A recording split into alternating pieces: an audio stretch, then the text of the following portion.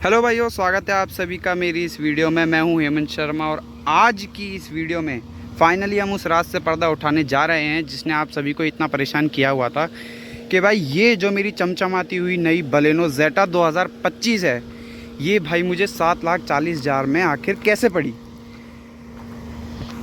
इसके पीछे भाई कई कारण हैं। आज उन सभी कारणों के बारे में हम इस वीडियो में डिस्कस करेंगे।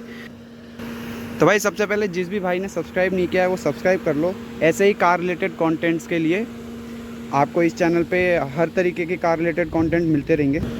और भाई आज जो भी मैं इस वीडियो में बात करूँगा वो विद प्रूफ्स करूँगा, एक एक चीज़ का प्रूफ दूँगा। तो भाई सबसे पहले हम बात करते हैं इस गाड़ी के ओरिजिनल ऑन रोड प्राइस के बारे में कि भाई ओरिजिनली नेक्सा से आखिरकार गाड़ी आती कितने रुपये में है।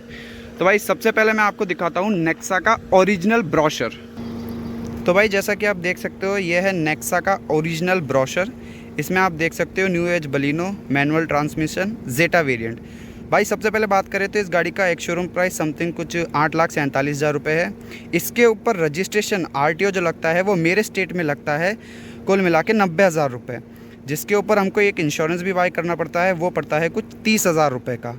ये सब चीज़ें मिला के इंक्लूड करके हमें गाड़ी पड़ती है कुछ 9,67,000 यानी कि 9,67,000 की। और भाई इसके अलावा भी अगर हम ये GNA बेसिक किट वगैरह फास्टैग और ये एक्सटेंडेड वारंटी लेते हैं तो गाड़ी हमें पड़ती है 10,11,000 रुपये की। ये हो गई भाई इसके ओरिजिनल ऑन रोड प्राइस के बारे में। भाई अब मैं बताता हूँ आपको कि ये गाड़ी मुझे 7,40,000 में कैसे पड़ी। तो भाई जिस भी भाई को मेरी इस बात पे विश्वास नहीं है तो मैं उसके लिए भी प्रूफ दे देता हूँ। तो भाई ये देख सकते हो, यह है मेरी गाड़ी का ओरिजिनल बिल। ये देख सकते हैं मारुति सुजुकी लिखा हुआ है इस पर। और भाई जो फाइनल अमाउंट की बात करें जो मैंने पे किया है तो वो है 7,44,498 रुपये यानी कि 7,44,000 कुल मिला के।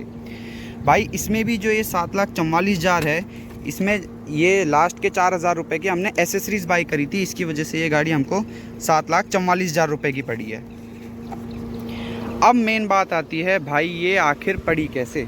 तो भाई इसके पीछे कई कारण हैं, एक एक करके सारे कारणों को समझते हैं। तो भाई इसका जो सबसे पहला कारण है वो आप देख रहे होंगे बिल्कुल मेरे सामने, ये नंबर। अब भाई ये नंबर कई भाइयों को देखने में अटपटा लग रहा होगा क्योंकि ये नॉर्मल नंबर जैसा नहीं दिख रहा है। यहाँ पे 25 BH की जगह या तो RJ DL HR जिस भी स्टेट की गाड़ी होती है वो स्टेट का रजिस्ट्रेशन कोड होता है, लेकिन भाई यहाँ पे कुछ 25 BH करके लिखा हुआ है।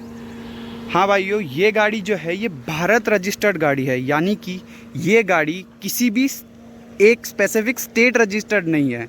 ये गाड़ी किसी भी स्टेट में कितने भी दिन रह सकती है, चल सकती है। इस पर कोई भी तरीके का किसी भी तरीके का कोई चालान नहीं है। भाई ये जो नंबर है ये है गेम चेंजर इस गाड़ी के लिए। क्यों भाई?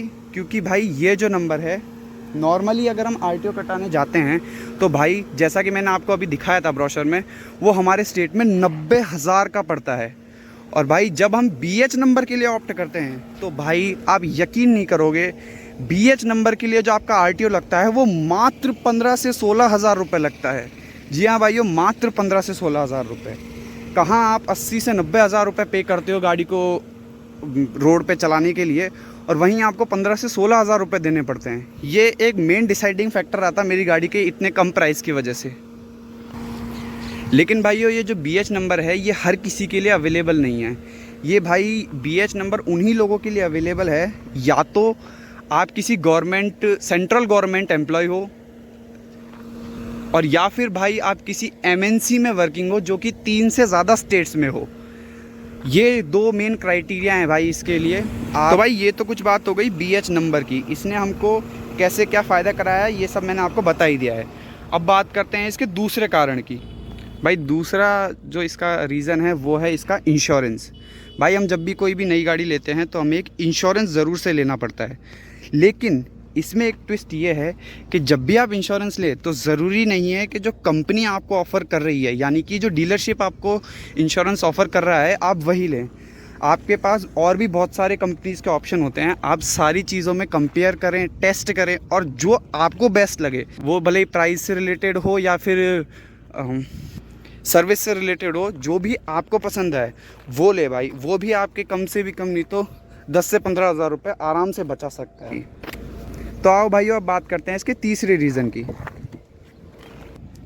भाई तीसरा जो रीज़न है वो है इसका डीलरशिप डिस्काउंट। हाँ भाइयों, डीलरशिप भी एक बहुत बड़ा रोल प्ले करती है इस प्राइसिंग में।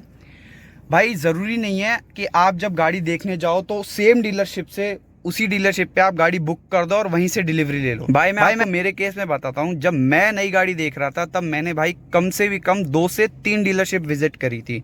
और भाई वहाँ के जो प्राइस डिफरेंस मुझे पता लगा था उसको सुन के भाई मैं खुद हैरान हो गया था। भाई जब मैं मेरी फर्स्ट डीलरशिप पे गया था तब वहाँ पे मैंने गाड़ी का प्राइस वगैरह पूछा तो उन्होंने मुझे प्राइस बताया गाड़ी का 8 लाख रुपए। ठीक है, जब मैं सेकेंड डीलरशिप पे गया तब भाई मैंने उनसे प्राइस वगैरह लिया तो इस गाड़ी का प्राइस मुझे उन्होंने बताया 7,75,000 रुपये, यानी कि 25,000 रुपये का सीधा सीधा डिफरेंस बता दिया उन्होंने। और जब मैं फाइनल मेरी जो डीलरशिप जिससे मैंने ये गाड़ी ली है वहाँ पे गया तब उन्होंने मुझे ये गाड़ी 7,40,000 रुपये में बताई। तो यानी कि आप देख सकते हो कि डीलरशिप टू डीलरशिप प्राइस कितना वेरी कर जाता है। तो भाई मेरा यही सजेशन है कि जब भी आप गाड़ी लो तो भाई अलग अलग 2-3 डीलरशिप्स पे पता करो, उनसे बार्गेन करो। भाई इस चीज़ों में भी बार्गेन चलता है, मुझे भी अभी पता लगा। इन चीज़ों के लिए बार्गेन करो और फाइनल प्राइसिंग लेने की कोशिश करो कि भाई आप फाइनल कम से कम कितने में हमें ये गाड़ी दे दोगे। तो भाइयों अब आता है कहानी में एक ट्विस्ट, जो कि बनता है हमारा fourth reason, second hand car exchange.